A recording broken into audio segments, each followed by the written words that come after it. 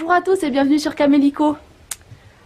Il y a des jours où je suis vraiment prise de vertige en pensant à l'ampleur de la tâche à accomplir. Alors si vous voulez, je vais vous emmener faire un petit tour de toutes les choses qui nous restent à faire. Vous allez voir, il n'y en a pas qu'une.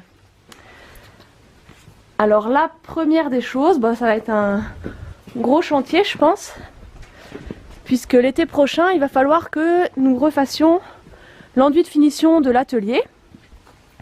Donc pour ceux qui ne suivent pas la chaîne depuis le début, l'atelier c'est la première construction que nous avons faite en arrivant sur le terrain.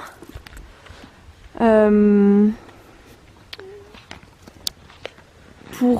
nous faire la main en fait, pour tester toutes les techniques de construction que nous voulions utiliser pour la maison, puisque nous n'avions jamais fait de construction auparavant. Et donc cet enduit nous l'avons fait à la chaux. Et vous voyez, il n'a pas du tout tenu sur la terre. Il y a des parties qui sont complètement tombées. Et en plus, comme j'avais fait des reliefs que nous avions laissés en terre, la terre a coulé sur l'enduit en chaux et ça fait pas très propre. Donc en gros, l'été prochain, il va falloir qu'on refasse ça. Donc nous ferons complètement tomber l'enduit en chaux et nous ferons un enduit de finition en terre. Donc ce que nous avons fait pour la maison, puisque ça nous en sommes quand même ravis. Donc voilà, ça ce sera le premier chantier. Un deuxième très très gros chantier que nous aurions aimé faire cet automne, mais vu les quantités de pluie qui sont tombées, ça n'a pas été possible. C'est un peu comment on pourrait dire ça, déchantiérisation de cette zone là qui se trouve entre l'atelier et la maison. Alors c'est une zone qui est extrêmement caillouteuse, pas du tout plane. En gros là c'est à peu près l'endroit où on a fait les bétonnières de béton pour les pilotis de l'atelier, les bétonnières d'enduit, etc. Et c'est un endroit où il commençait à y avoir la ruine sur laquelle nous avons construit la maison. Donc en gros c'est très très inégal. Donc on aurait aimé réaplanir tout ça, mettre du gravillon ou on sait pas encore exactement quoi. Là-dessous c'est de la terre qu'on a récupérée. Dans le village juste à 2 km, il y a une nouvelle maison qui s'est construite et donc ils ont enlevé la terre pour faire les fondations.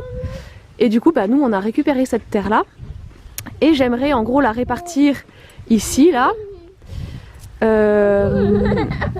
pour pouvoir faire des plantations ici entre la zone où nous vivons nous et la route, pour faire comment dire, des plantations qui vont cacher quoi.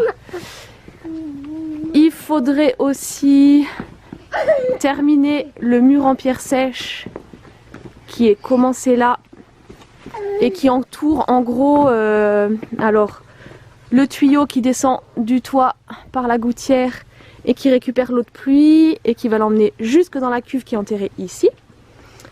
Donc voilà, là le projet c'est de faire un mur en pierre sèche tout le tour. Donc les pierres sont là, entre autres, il y a encore plusieurs tas un peu à droite à gauche. Ce sont les pierres que nous avons récupérées sur la ruine, puisque la ruine nous avons commencé à la démonter complètement à la main. Donc voilà, ça c'est encore à faire. À l'intérieur, je mettrai de la terre pour faire là aussi des plantations. Donc c'est au nord de la maison, donc j'en profiterai pour mettre des plantes qui sont adaptées à l'ombre. Ce mur en pierre sèche, j'aimerais le continuer sur la ligne de parpaing que nous avions posée pour délimiter la tranchée de filtration des eaux de la maison, pour faire plus joli. Donc ça c'est un gros chantier. Encore un autre chantier, tiens. C'est la mare que nous avons faite creuser juste quand nous sommes arrivés. j'aimerais l'aménager un peu parce que là en gros on a juste creusé, elle s'est remplie et point barre. Donc j'aimerais y planter des plantes de berge et faire ici une cascade en pierre, en ardoise, enfin je sais pas exactement en quoi, mais en gros des matériaux que nous aurions récupérés pour faire pour que ce soit joli à cet endroit là.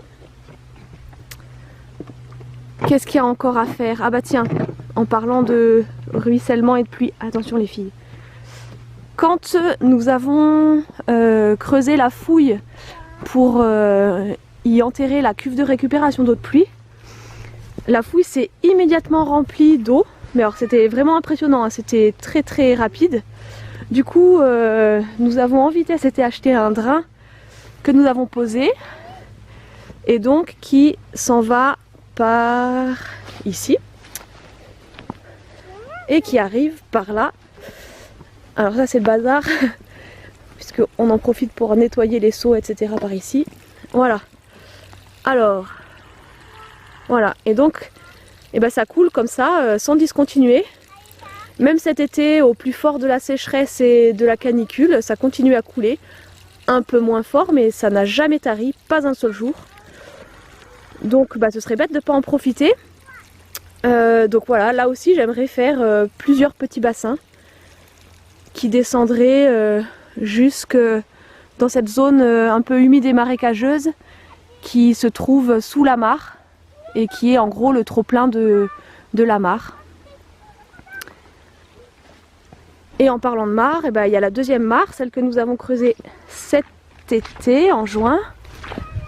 Hop, je vous emmène. Alors ça doit être, je pense, la même source que celle qui est du coup captée par le drain de la cuve. Puisque sous la maison, ça a toujours été très humide, très vert, avec des plantes de milieu humide. Donc nous pensons que c'est une seule et même source. C'est pour ça que nous avons fait creuser ici en juin. Et effectivement, en une journée, la mare s'était remplie. Donc là c'est pareil, il va falloir l'aménager. Et nous pensions que ça assécherait la zone marécageuse qui est en dessous, mais pas du tout. Du coup, un des projets, c'est aussi de recreuser des petits bassins par là. Donc voilà, il y a énormément de choses à faire. Le potager, il va falloir qu'on délimite encore les nouvelles zones, puisque là, avec ces deux zones-là, on a déjà pas mal de légumes, mais on est loin d'être autosuffisant. Bon, on n'est pas que 3 dans la famille, donc il nous faut quand même de la surface. Donc voilà, il y a aussi tout ça à faire. En plus de s'occuper du verger, des petites choses à droite à gauche dans la maison, des enfants. Ça fait du boulot, des projets. Il y en a un peu par-dessus la tête. Le plus difficile, c'est de savoir par où commencer. Ah oui, tiens, un autre projet. Sous la terrasse, j'aimerais faire une zone un peu plus caillouteuse dans laquelle je planterai plein de plantes aromatiques qui sont adaptées au terrain un peu rocailleux. Donc voilà, là pour l'instant c'est en plan avec des morceaux de bâche puisque là du coup en dessous de l'herbe il y a une fine couche de terre et dessous ce sont les gravats de la ruine. Donc il n'y aura pas énormément de terre arable. Donc c'est pour ça que j'aimerais planter des aromatiques qui soient adaptés. Voilà. Donc il y en a encore pour quelques années de vidéos, je pense, pour vous montrer tout ça, l'avancée de notre projet. Donc écoutez, en attendant, restez connectés, prenez soin de vous. Et moi, je vous dis à bientôt.